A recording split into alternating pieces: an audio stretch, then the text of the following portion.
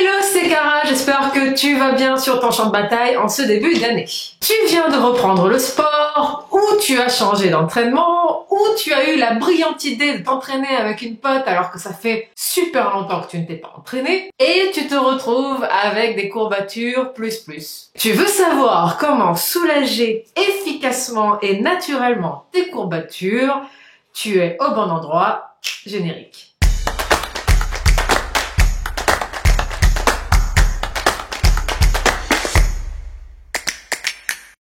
Commençons par le début et appelons sur scène Wikikara. Les courbatures, c'est quoi? Ce sont des douleurs musculaires pouvant être le résultat d'un effort physique, de fatigue ou de fièvre. Dans cette vidéo, on va se concentrer sur les courbatures chez des sujets sains et en bonne santé. Elles apparaissent dans les 24 à 48 heures suivant un effort et sont dues à des micro-lésions des fibres musculaires. Ces petits muscles deviennent alors durs, fatigués et douloureux. C'est une réaction inflammatoire à un effort violent et inhabituel, qui soit voulu ou subi. Tu peux donc avoir des courbatures pour virtuellement tous les efforts possibles et imaginables, comme par exemple quand tu commences à conduire et que tu te retrouves avec des courbatures aux pieds, parce que tu n'es pas habitué à conduire. Voilà. C'est donc quelque chose de complètement normal qui arrive à 100% des êtres humains au cours d'une vie. Je n'ai pas de chiffres à te donner, mais là franchement, je pense que je ne me mouille pas du tout. Petite parenthèse quand même avant de revenir au cœur du sujet. Pour les accros des courbatures, oui, il y a des personnes qui aiment ça, qui aiment souffrir. Ouais, pourquoi? On ne sait pas. Avoir des sensations musculaires suite à un entraînement, suite à un bon entraînement, c'est normal et on aime tout ça. Moi en tout cas, j'aime ça. Avoir des courbatures monstres à répétition qui t'empêchent de t'asseoir, de marcher, de te lever, de bouger, de vivre, ça ne veut pas dire que tu as fait un bon entraînement, bien au contraire. Pourquoi? Parce que avoir des grosses courbatures monstres à répétition va empêcher la bonne construction musculaire et du coup, c'est tout sauf productif. Et en plus, tu augmentes le risque de déchirure musculaire. Donc autant te dire, ça ne vaut pas le coup. Donc, pour les accros des grosses courbatures, il va falloir trouver le moyen de prendre son pied autrement grâce à l'entraînement. Voilà. Revenons maintenant aux remèdes naturels. Les remèdes naturels que je vais te donner tout de suite, maintenant, dans la suite de la vidéo, sont tout de même à prendre avec des pincettes, bien qu'ils soient naturels si jamais tu es enceinte, allaitante, que tu les fais manger en de grandes quantités à des enfants ou à des personnes âgées. Donc, si tu es enceinte, allaitante, atteinte de pathologies particulières, ou encore sujette à des allergies, tu n'hésites pas à en parler à ton pharmacien ou à ta pharmacienne, à ton médecin ou à ton médecin. Il n'y a pas de féminin pour médecin. À ta médecin, à ta médecin. Et c'est parti pour les remèdes naturels. Remède naturel numéro 1. Tu détends avec de la chaleur. Si tu as déjà eu des courbatures dans ta vie, et je te parie que oui, tu as dû remarquer sous ta douche ou dans ton bain que apporter une petite chaleur à cet endroit très douloureux, ça fait du bien. En plus, on en profite pour le masser très doucement sans se faire mal. Oui, même si tu aimes ça, les courbatures, ne te fais pas mal. On va ainsi faire circuler le sang et améliorer la récupération, ou en tout cas soulager la douleur. Ah oui, et ça marche aussi pour les compresses chaudes, pour le hammam, pour le sauna, pour les crèmes chauffantes, pour tout ce qui peut te faire chauffer. C'était bizarre dit comme ça? Non, ça va, ça passe? En 2, l'arnica. Alors, l'arnica montana, c'est le truc que l'on va te sortir en premier quand on va te parler de soulager tes courbatures. Et avec raison, c'est une plante absolument magique. Sous forme de crème, de gel, de pommade ou encore d'huile pour faire des massages, l'arnica est une plante aux vertus médicinales qui a des propriétés anti-inflammatoires et antalgiques.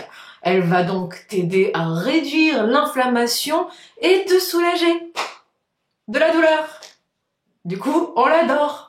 Verse de l'huile, par exemple, dans la zone courbaturée et masse la zone en question afin de te soulager. Tu peux le faire de 2 à 3 fois par jour.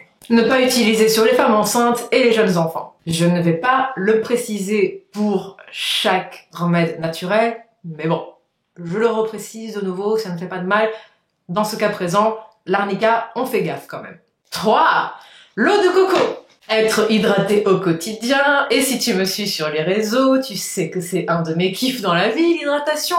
Être hydraté au quotidien a plein de vertus. Dans ce cas de figure-ci, cela va t'aider à récupérer plus vite. Et puisque tu dois récupérer de tes courbatures plus vite, tu vas boire de l'eau de coco avec modération tout de même, ou en tout cas en l'adaptant à ta diète, parce que oui, bon, l'eau de coco, ce n'est pas de l'eau. L'eau de coco est pleine d'électrolytes, magnésium, potassium et sodium, ce qui en fait la championne, toute catégorie de l'hydratation. Bref, boire de l'eau de coco, tu dois. CQFD. J'avais envie de le caser, je le case. CQFD. En 4, et si tu me connais un petit peu, tu vas te dire, c'était obligé, Cara, elle devait le caser, le café. Le café!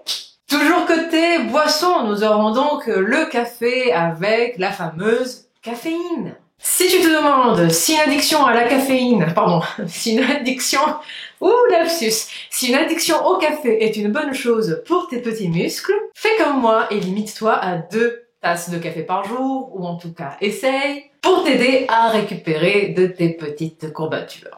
La caféine bloque en effet les récepteurs d'adénosine, la molécule qui cause des douleurs musculaires en réponse à l'inflammation. Du coup, on aime la caféine. En 5, les infusions de reine des prés. La reine des prés, ça te dit quelque chose? Non? C'est la grand-mamie de l'aspirine? Toujours pas? Cette plante, en plus d'être jolie et d'avoir un nom carrément badass, a des propriétés non seulement anti-inflammatoires, mais aussi antispasmodique. Et ça, c'est très intéressant quand on est courbaturé. Infuse pendant 10 minutes une cuillère à soupe de fleurs des prés séchées dans 250 ml d'eau que tu auras portée à ébullition et bois ce breuvage magique 2 à 3 fois par jour. Ah oui, je le précise quand même, ce remède naturel-ci est déconseillé bien évidemment aux personnes allergiques à l'aspirine ou prenant des fluidifiants sanguins.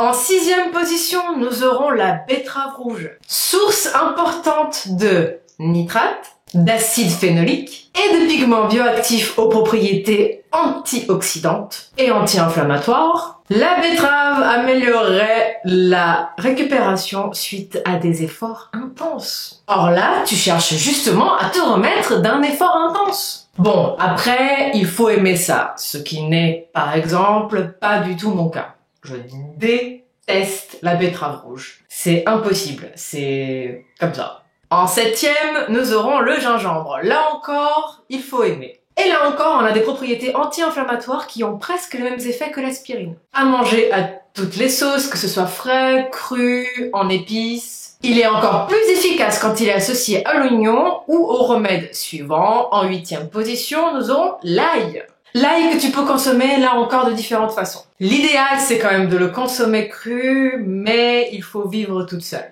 Parce que franchement, l'ail améliore en effet la circulation sanguine et a entre autres propriétés magiques, parce que oui, l'ail a beaucoup de propriétés magiques, des propriétés antalgiques. Du coup, ça va agir contre la douleur, et ça on aime. 9e position, le curcuma. Délicieuse épice utilisée en Inde et en Chine depuis des temps immémoriaux. Elle est considérée comme l'antalgique par excellence. La curcumine qu'elle contient a des propriétés anti-inflammatoires très puissantes. Et là encore, on aime ça.